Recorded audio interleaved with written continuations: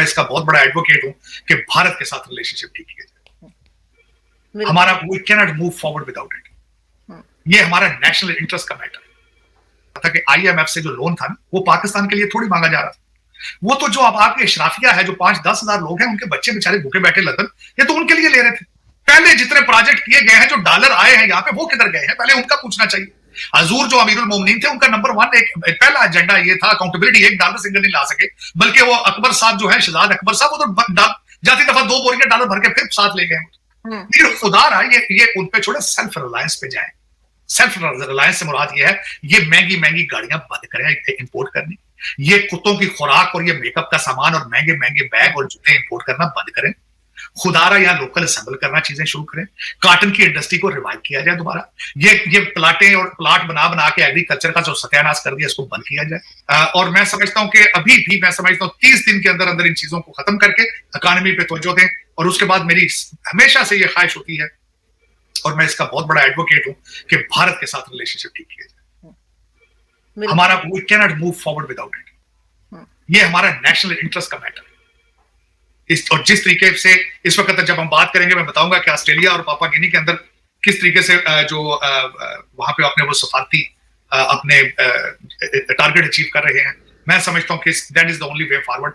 आपको बाजू बनने की जरूरत है भारत के साथ, ताकि ये पूरा रीजन जो है, यहाँ से गुर्बत खत्म की जाए, दहशतगर्दी खत्म की जाए, तरक्की की तरफ जाया जाए। और ये 21st सेंचुरी जो है, इसमें आपको ये इख्तिलाफात खत्म करके गुर्बत के खिलाफ जो है वो निकलना होगा। और खुदारा ये जो जिहाद का टूल आप इस्तेमाल करते हैं, इसको तालीम के खिलाफ इस्तेमाल करें, जहालत के खिलाफ, गुर्बत के खिलाफ। बल्कि इसकी जरूरत नहीं है इसको बार बार ये एक चीज सामने रख लेनी कि हमने ये करना वो करना। अब वो दौर रहा नहीं है। डिजिटल पाकिस्तान की बात की जाए, ये मेरी एक हम्बल रिक्वेस्ट होगी। लेकिन ये तभी मुमकिन हो सकेगा जब आप अपने पड़ोसियों के साथ रिलेशनशिप ठीक करें। इससे जो हासिल किया है उन्होंने हासिल ये किया है कि वेस्टर्न सिविलाइजेशन जो है, उन पर मजीद प्रेशर पड़ेगा भारत की डिप्लोमेसी का और फॉरेन रिलेशंस का। क्योंकि इस वक्त जरूरत है जो पैसिफिक के अंदर इनको आर्मी बेसिस की जरूरत है, इनको वहां से ट्रेड रूट्स जो है उसकी जरूरत है। और अमेरिका और वेस्टर्न कंट्रीज जो है, दे आर अंडर प्रेशर, और बिलखसूस यूक्रेन के हवाले से। और उनपे मैं समझता हूँ कि इनका इन्फ्लुएंस मजीद बढ़ेगा अमेरिका के अंदर। अमेरिका मजीद इनके रोक के नीचे आएगा, इनके साथ रिलेशनशिप मजीद चलेगा, ताकि वहां पे उसमें पैसिफिक में मजीद अमेरिका और वेस्टर्न कंट्रीज जो है चाइना के खिलाफ इकट्ठे हो सके, तो भारत की अहमियत जो है वो मजीद बढ़ेगी। तो इस तरह की चीजें तो थी, लेकिन इस वक्त जो मैं समझ रहा हूँ, जो इंफ्रास्ट्रक्चर के ऊपर पैसा लगाया जा रहा है, और जो यूएई के लोग गए थे वो सरकारी तौर पे भी, और वो जो बहुत बड़ा माल बना रहे हैं, और जो अपॉर्चुनिटीज वहां पे क्रिएट की जा रही हैं, उन चीजों के साथ मैं समझता हूँ कि कोई कंपैरिजन ही नहीं है, उनके साथ कंपैरिजन किया नहीं जा सकता इस रीजन में। तो मैं समझता हूँ पाकिस्तान के लिए इस वक्त the only way forward is to start a dialogue with India, to start the process from somewhere to इस पे रिलेशनशिप। और उस पे मैं समझता हूँ विंडो मोदी जी ने खोली है। उन्होंने अपने इसी दौरे के दौरान स्टेटमेंट दी है, मेरा ख्याल हिरोशिमा के अंदर उन्होंने स्टेटमेंट दी थी कि we want to have a better relationship with Pakistan. मैं समझता हूं कि बजाय कि इस चीज को इधर उधर लेके जाया जाए, इस अपॉर्चुनिटी को फौरन कैश कराना चाहिए। सर कैसे कैश करेंगे जब मुसलसल बिलावल भुट्टो जरदारी 3 दिन हो गए कि वो सिर्फ और सिर्फ नेगेटिव कमेंट्स ही दे रहे हैं भारत के बारे में? आज सुबह से भी वो लगे हुए थे, तो कैसे बात होगी? यही चीज, इन्हीं चीजों को तो रोकने की बात करना अंडर गिवन सर्कमस्टांसेस, और इस चीज के साथ वो कह रहे हैं मूव फॉरवर्ड। और इस वक्त आपकी जरूरत इकॉनमी है, और इकॉनमी सर्वाइव किस तरह करेंगे आप? भारत के साथ अच्छे रिलेशनशिप ना रख के आप किस तरह आगे जाएंगे? ये आपके पास कोई चॉइस नहीं है। मैं ये नहीं कह रहा हूं कि आपके पास चॉइस है कोई, you don't have any choice. It's a matter of survival. आपकी ब्लीडिंग हो रही है मुसलसल, you are right now in the emergency room and surgery is taking place. Sir dollar 308 का हो गया सर, डॉलर 308 रुपए का है। तो उसमें आरजू आप मूविंग फॉरवर्ड, अब जब तक भारत नंबर 1 होना चाहिए, तो उसके बाद ईरान, अफगानिस्तान और चाइना होना चाहिए इनके साथ रिलेशनशिप। और इस वक्त जो आपके अंदर जंग चल रही है, वो भी इसी तरह की जंग चल रही है। इस वक्त अशराफिया एक दूसरे के साथ लड़ रही है। मैं जो बताऊं असल बात ये है, और उसमें एक अशराफिया का ग्रुप वही है जिन्होंने सी पैक को प्लेट में रख के डिलीवर किया था अमेरिका को, और दूसरी अशराफिया जो है वो अब they are fighting with each other. और जो इस वक्त जो आपके रूलिंग एलीट है, मैं हमेशा आपको कहता हूं, उनके दिल और दिमाग जो है वो लंदन, न्यूयॉर्क और टोरंटो में है। उनकी बॉडीज है सिर्फ वहां पे, सिर्फ इसी चीज का झगड़ा है। और मैं सबसे बड़ा चैलेंज समझता हूं हमारे आर्मी चीफ का यही है कि उस अशराफिया को किस तरह कंट्रोल करना है। ये जो जिनके ये डुअल सिटीजन बच्चे हैं, जिनके ये खतीजा शाह, उसका एक बिल्कुल सही पिक्चर है, सही पिक्चर है। वो पिक्चर ये है कि अमीर तरीन एक असर रसूख रखने वाले घर की लड़की, अमेरिकन सिटीजन, और घुसी है जो जाके कोर कमांडर के घर में। बिल्कुल। इस जनरेशन की लड़ाई है। फिर ये जो अमीर घरों के बिगड़े हुए बच्चे हैं, सिर्फ उनका मसला है। जिस तरह वो मुझे पिछले दिनों कहीं से खबर ये मिली थी कि बाजवा साहब के दोनों बच्चे जो हैं वो भी इसी मजहबी पार्टी को जो है उनके सिंपथाइजर है। जिस तरह हमारे आर्मी चीफ जो जिस तरीके से हमारे चीफ जज जो है हमारे सुप्रीम कोर्ट के, उनकी सास साहबा ने कहा कम वक्त मार्शल लॉ भी तो नहीं लगा दे। ये इनके मसाले बिल्कुल ऐसा है। लेकिन सर इमरान खान का क्या फ्यूचर नजर आ रहा है? खान साहब की पार्टी से तो लोग निकलते जा रहे हैं, लेकिन शाह महमूद कुरैशी ने कहा है कि वो नहीं जाएंगे। इमरान खान साहब का फ्यूचर मैं बताना चाहता हूँ जी। इनके पास एक सीट होती थी, वो भी परवेज मुशर्रफ ने तरस करके दी थी मियां वाली वाली। दूसरी सारी सीटें एस्टेब्लिशमेंट की थी, उन्होंने पकड़ के इनके कदमों में डाली थी। वो इनकी सीटें नहीं थी और वो जो है वो सारे वापस अपने अपने घरों में जा रहे हैं। वो जहां से आए थे, वो जो नून लीग से आए थे वो नून लीग में चले जाएंगे, काफ वाले काफ में चले जाएंगे, जा रहे हैं, बल्कि पीपल्स पार्टी वाले पीपल्स पार्टी में चले जाएंगे। इनकी एक सीट जो परवेज मुशर्रफ ने तरस करके इनको मियां वाली की दी थी, वो सीट इनकी अपनी, मेरा ख्याल हो सकता है वहां से भी हम जीत पाएंगे। ये बाकी सीटें सारी एस्टेब्लिशमेंट की सीटें थी। ये कोई ढकी छुपी बात है, मैं अपने पास से नहीं कर रहा। ये प्रोजेक्ट इमरान की थी सीटें, ये सारी सियासत सारी प्रोजेक्ट इमरान की थी। बल्कि मेरी ख्वाहिश होगी कि उन लोगों ने, एस्टेब्लिशमेंट के लोगों ने, जिन्होंने कौम के अरबों रुपए प्रोजेक्ट इमरान के ऊपर जाया किए, उनके खिलाफ भी कार्रवाई होनी चाहिए। जिन्होंने एक डेवलपिंग कंट्री के अंदर एक ऐसा तजर्बा किया जिससे पाकिस्तान की नस्लें तबाह हो गई, बल्कि पाकिस्तान के लोगों का ईमान खराब हो गया। जिनको बताया जाता था नौज बिल्ला ये 21वीं सदी का पैगंबर है, जिनको कहा जाता था ये जिंदा पीर है। तो ये मेरा मकसद है उन लोगों को भी कटहरे में आना चाहिए, उनको बताएं कि आपने भी ये पाकिस्तान से क्या मजाक किया, कि पाकिस्तान के साथ क्या धोखा किया। तो मैं समझता हूं कि ये आगे जो उस रीजन में अगर आपने सर्वाइव करना है तो इकोनॉमी और डिजिटल पाकिस्तान और बच्चों को और सबके दिमाग जब तक ठीक आप नहीं करेंगे, आप तब तक ठीक। और मेरी ख्वाहिश होगी कि जितनी बिल्डिंगें खराब की गई हैं सारे का सारा बिल पीटीआई को देना चाहिए। उनकी फॉर्म बहुत ज्यादा पैसा उनके पास, उनसे लें। और जो बच्चे जो पकड़े हैं इन्होंने, इनको कंस्ट्रक्शन प्रोजेक्ट्स वहां काम, इनको रोजाना वैगन में भर के ले जाएं और ये वहां ईंटें उठाएंगे। लेकिन सर ये लोगों को सर ये नहीं लग रहा कि लोगों को डरा के पीटीआई छुड़वा रहे हैं? क्योंकि शाह महमूद कुरैशी को जो है वो रिहा किया, फिर दोबारा अरेस्ट कर लिया। शीरी मदारी भी 5 बार जेल गई तब, या थाने गई तब जाके उन्होंने ये फैसला लिया। तो आरज़ू, मेरा ये क्वेश्चन ये है कि लोगों को डरा के पीटीआई में नहीं लाया गया था पहले? ये भी तो क्वेश्चन है। जब एस्टेब्लिशमेंट, खान साहब ने खुद मौसूफ अमीरुल मोमिनीन ने कहा था कि मेरी हुकूमत और असेंबली को चलाती थी एजेंसी। बिल्कुल। मरहूम हमारे एक थे जो डॉक्टर वहां से आमिर लियाकत, उन्होंने कहा था मैं इसके लिए नहीं आया, मुझे लाया गया है। तो जब लाया जाता था तो उस वक्त दर्द नहीं होता था। अब कहते हैं कि डर के छोड़ रहे, जब डर के आए थे तो डर के जा रहे हैं। ये तो बात वही है ना भाई, डर के पीटीआई में आए थे, अब डर के छोड़ रहे हैं, तो तकलीफ किस बात की है भाई? फिर हो किस बात पे रहे हो? ये गेम तो उन्हीं की जिन्होंने प्रोजेक्ट इमरान खान लॉन्च किया था, गेम तो उनकी। उस टाइम तो खान साहब कहते थे एक और विकेट गिर गई, एक और विकेट गिर गई, याद है आपको? ये कहते थे लोगों के ईमान ताजा हो रहे हैं, ये ईमान ले आए, मुसलमान हो गए ये लोग, ये इनके अल्फाज थे ये। हाँ, फिर वो अब इस्लाम के दायरे से निकल रहे हैं। पता नहीं ये क्या है। मैं इस चीज के हमेशा खिलाफ रहा हूं कि मजहब को बेचना, मजहब को इस्तेमाल करना सियासत के लिए, अपने मुफाद के लिए, सख्त ज्यादती है। हमें बिल्कुल ही पाकिस्तान उस रीजन के अंदर कोई ना, ये फेक जिहाद जो हमें सिखाते हैं, हमें ये इस तरह का जिहाद प्लीज हमारी नस्लों को खराब ना करें। आपने बहुत नुकसान किया है पाकिस्तान का, पाकिस्तान की तरक्की की बात किया करें सर। आज मेरी ये रिक्वेस्ट है कि हर पाकिस्तानी बच्चे से पाकिस्तान की बात करें, पाकिस्तान बचाने की बात की जाए। और ये जो बच्चे यंग हैं इनको कहो जाके पढ़ो, तुम्हारी पढ़ने की उम्र है यार। ये टिकटॉक छोड़ो, ये ट्वीट पे जो ये जाली अकाउंट बना के सारा दिन तुम जो बकवास याद करते हो, ये जो अपने आर्मी चीफ और बुजुर्गों और जजों के खिलाफ जो सारा दिन बनाते हो, कोई ढंग का काम करो, कोई अपना बिजनेस करो, कोई पढ़ो लिखो, कोई आईटी के बारे में सीखो, कोई अपनी पॉजिटिव चीजें करो, एक्सरसाइज करो, स्पोर्ट्स खेलो। ये क्या आवारगी शुरू कर रखी? मैं मुझे बहुत सर बिल्कुल यही हाल है। लेकिन इत्तेफाक की बात है कि ये सारी गड़बड़ जो है हम देखते हैं कि पीटीआई के सपोर्टर्स में ही ज्यादा है। लेकिन पहली दफा हुआ है कि किसी पॉलिटिकल पार्टी ने इतना नुकसान पहुंचाया है पाकिस्तान को, नहीं आने वाली नस्लों का ज़हनी तवाज़ुन खराब कर दिया, ईमान खराब करके रख दिया, गलत इस्लाम की पिक्चर ड्रा की। लेकिन सर लास्ट में मैं ये पूछना चाहूंगी कि ये इकोनॉमी को ठीक कैसे करेंगे? अभी तो इनको कहीं से लोन भी नहीं मिल रहा है, तो क्या किया जाए? लोन जो है वो आरजू मैं ये बताना चाह रहा था कि आईएमएफ से जो लोन था ना, वो पाकिस्तान के लिए थोड़ी मांगा जा रहा था। वो तो जो अब आपके अशराफिया है, जो 5-10 हजार लोग हैं, उनके बच्चे बेचारे भूखे बैठे लंदन, ये तो उनके लिए ले रहे थे। पहले जितने प्रोजेक्ट किए गए हैं, जो डॉलर आए हैं यहाँ पे, वो किधर गए हैं? पहले उनका पूछना चाहिए। हजूर जो अमीरुल मोमिनीन थे, उनका नंबर 1 एक पहला एजेंडा ये था अकाउंटेबिलिटी। $1 सिंगल नहीं ला सके, बल्कि वो अकबर साहब जो है, शहजाद अकबर साहब, वो तो जाती दफा 2 बोरियां डॉलर भर के फिर साथ ले गए। फिर खुदा रहा ये उन पे छोड़े, सेल्फ रिलायंस पे जाए। सेल्फ रिलायंस से मुराद ये है, ये महंगी महंगी गाड़ियां बंद करें इंपोर्ट करनी, ये कुत्तों की खुराक और ये मेकअप का सामान और महंगे महंगे बैग और जूते इंपोर्ट करना बंद करें। खुदारा यहाँ लोकल असेंबल करना चीजें शुरू करें।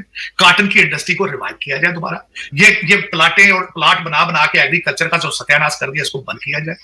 और कोशिश की जाए बच्चों को आईटी की तालीम दी जाए, बच्चों को सिखाया जाए कि डिजिटल दुनिया, अमेज़न के यहाँ पे प्रोजेक्ट अमेज़न करके उनको बताया जाए किस तरह बेचनी है, चीजें सीखनी है। सी पैक का प्रोजेक्ट शुरू करना चाहिए, और जो सी पैक चाइना के साथ, that is the only way forward. IMF अब आपके साथ नहीं चलेगा। आईएमएफ ने अपने दरवाजे बंद कर दिए, अमेरिका ने दरवाजे आपके लिए बंद कर दिए। ये जो मजाक 60 कांग्रेसमैन है, ये आपके यहाँ पे जो बैठे हुए लौंडे लपाड़े हैं, उनको 200 500 डॉलर देके ये लेटर लिखवा रहे हैं, ये लॉन्ग लास्टिंग नहीं है। आज की मिसाल दे देता हूं मैं आपको। इतना कमजोर अमेरिका हो चुका है कि आज ताइवान को वर्ल्ड हेल्थ ऑर्गेनाइजेशन ने इनवाइट ही नहीं अपने प्रोग्राम में किया, चाइना को खुश करने के लिए।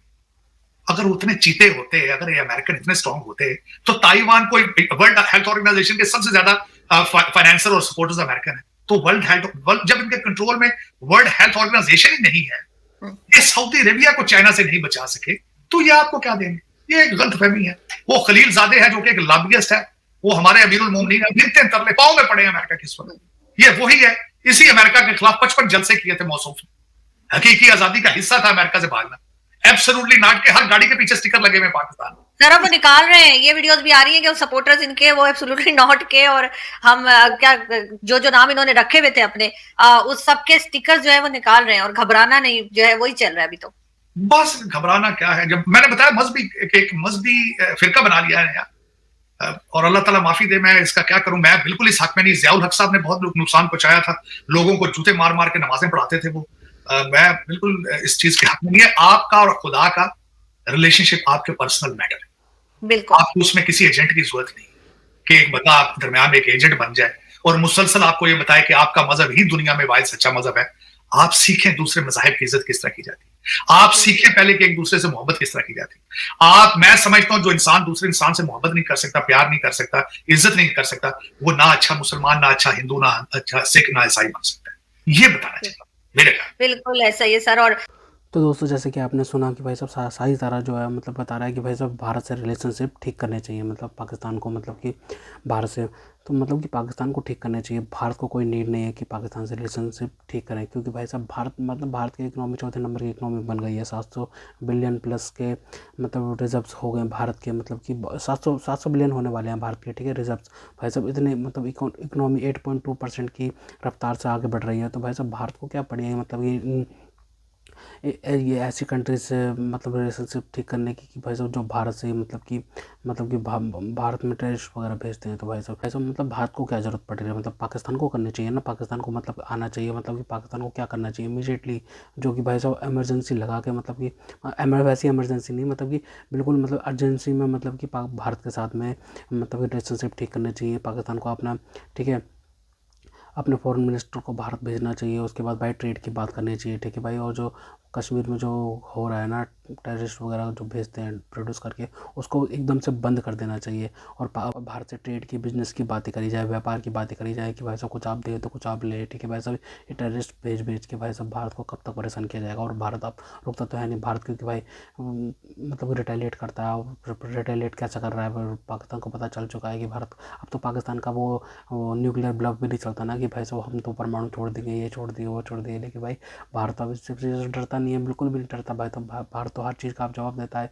और ये ले लीजिए, पुलवामा ले लीजिए, पहलगाम ले लीजिए, सब जगह पे मतलब कि भारत ने मतलब कि पाकिस्तान को मुंह तोड़ जवाब दिया है। और पाकिस्तान अब क्या कर सकता है, क्योंकि भारत तो अब मतलब कि भारत ने तो अब ठान लिया कि भाई साहब पाकिस्तान से कहीं बात नहीं होगी। लेकिन पाकिस्तान तो भाई साहब बात करना चाहता है, मतलब बात करना चाहता है, लेकिन भाई साहब उनके जो माइंडसेट है ना कि भाई साहब भारत में हिंदुओं के खिलाफ करना पड़ता, भारत के खिलाफ करना पड़ता, ये माइंडसेट जो है ना उनका, वो मतलब कि वो भारत से बात करने नहीं देता। इनको ये माइंडसेट बदलना चाहिए, ठीक है भाई साहब। अपनी आवाम की तरक्की के बारे में सोचना चाहिए, क्योंकि भाई साहब पूरी दुनिया ट्रेड कर रही है, डील कर रही है, ठीक है भाई साहब, दूसरे देशों के साथ में रिलेशनशिप बना रही है। और ये क्या कर रहे हैं, ये दुनिया को सिक्योरिटी देते फिर रहे हैं, ठीक है भाई साहब, अपने दुश्मन बनाते हुए फिर रहे हैं, ठीक है। तो एक और नया नया काम इन्होंने ढूंढ लिया कि भाई हमास को डिसआर्म करने के लिए भाई साहब। जो अमेरिका का जो गंदा काम है ना, मतलब कि जो मतलब करवा रहा है अमेरिका जो दूसरे देशों से भाई साहब, उसमें भी अपने हाथ धोने जा रहे हैं भाई साहब। मतलब कि भाई समझ नहीं आता कि भाई साहब मतलब कि इनको इकोनॉमी रिफॉर्म्स करने चाहिए, ठीक है भाई साहब। IMF से अपनी जान छुड़ानी चाहिए, लेकिन भाई ये दुनिया को क्या कर रहे हैं, सिक्योरिटी देते फिर रहे हैं, अपनी फौज को भाड़े पे लगा रहे हैं भाई साहब। मतलब ये समझ नहीं आता। एक तरफ इनको भाई भारत अलग ठोकता है इनको, फिर उसके बाद भाई TTP अलग ठोकती है, और उसके बाद ये दूसरों को सिक्योरिटी देते फिर रहे हैं भाई साहब। मतलब कि इनको इमीडिएटली मतलब कि अपने रिलेशनशिप ठीक करने चाहिए अपने पड़ोसी देशों से, मतलब तब जाके तरक्की करेंगे। लेकिन इनको तरक्की करनी नहीं है ना, क्योंकि भाई साहब 1947 में जब इनका जन्म हुआ ना, तभी इन्होंने ठान लिया था कि भाई साहब हमें दुनिया से नफरत करनी है। पहले तो भारत से नफरत करनी है, ठीक है भाई साहब, और उसके बाद भाई पूरी दुनिया से मतलब हमें नफरत करनी है, ठीक है भाई साहब। टेररिस्ट बना के बस भेजने हैं, बस यही मतलब यही चीज़ करनी है। तो भाई साहब क्यों बनाया फिर मुल्क को भाई साहब, भारत के साथ ही रहने देते तो। लेकिन भाई भारत के लिए भी सही है कि भाई साहब जितने भी मतलब ऐसे लोग थे ना जो कि भाई साहब मतलब गंदे विचार रखते थे, वो सब अलग हो गए, तो भाई बहुत बढ़िया बात है, ठीक है भाई साहब। भारत तो तरक्की कर रहा है, भारत तरक्की करता रहेगा, क्योंकि भाई साहब मोदी जी जो बन गए हैं 2014 में, ठीक है, प्रधानमंत्री बने हैं, तब से भाई साहब पाकिस्तान की हालत ख़राब कर रखी है भाई साहब। पाकिस्तान अब कुछ भी नहीं कर पाता, क्योंकि भाई साहब जब मोदी जी ने मतलब कि 500 और 1000 के नोट बंद करे थे ना, पुराने नोट, और फिर नई करेंसी चालू करी गई थी, तो भाई साहब उस वो करने का भी एक वो मतलब कि एक वो ही था कि आतंकवाद जो हो रहा था ना, वो इन पैसों से भी हो रहा था। फाइनेंशियल टेररिज्म भी होता था भाई भारत के अंदर, कि भाई साहब भारत के अंदर मतलब कि भारत की इकोनॉमी में मतलब कि ऐसे जाली नोट डाल दिए जाते थे, जिससे भाई साहब डिमांड बढ़ती थी लोगों को। फिर जैसे पैसे, मैं बता देता हूँ क्या तरीका होता है। इकोनॉमी में जाली नोट डाल के उसके बाद भाई जब लोगों के पास पहुंच जाएगा, भारत के लोगों के पास पहुंच जाएगा वो पैसा, तो उसके बाद भाई लोगों की डिमांड्स बढ़ेंगी, लोग ज़्यादा से ज़्यादा खरीदेंगे, ठीक है। फिर भारत को फिर इंपोर्ट करवानी पड़ेंगी भाई साहब। बहुत सारी चीज़ें भाई भारत बना नहीं सकता ना, इतनी सारी चीज़ें इंपोर्ट कराते हैं। बहुत सारे देश हैं जो भाई इंपोर्ट करवा के चलते हैं, तो भारत को बहुत सारी चीज़ें इंपोर्ट करवानी होती है, उसके लिए चाहिए होता फॉरेन रिजर्व्स, ठीक है भाई साहब, वो उतना हो नहीं पाता। तो भाई फाइनेंशियल टेररिज्म होता है, जो दूसरे देश जो होते हैं वो दूसरे देश जो होते हैं वो भारत के अंदर मतलब टेररिज्म फैला रहे हैं। जैसे किसी भी देश के अंदर फाइनेंशियल टेररिज्म फैलाने के लिए उनकी इकोनॉमी में जाली नोट डाल दिए जाते हैं, जिससे भाई उनकी डिमांड बढ़ती है और पैसे, और उसके बाद उनका खर्चा बहुत ज़्यादा बढ़ता है, सरकार पे बोझ पड़ जाता है।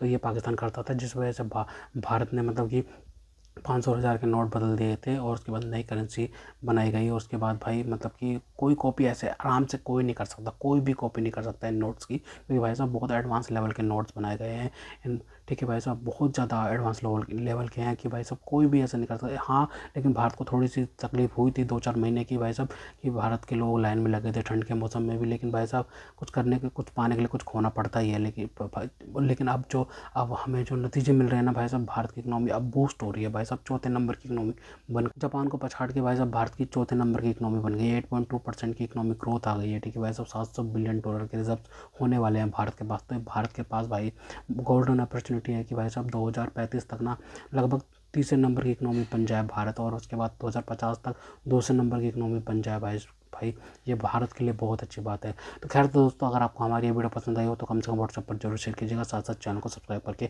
हमारा मनोबल जरूर बढ़ाएगा, ताकि हम आपके लिए ऐसे ही मनोरंजन वीडियोस बनाते रहें। तो गाइस मिलते हैं आपसे अगली वीडियो में, तब तक के लिए जय हिंद।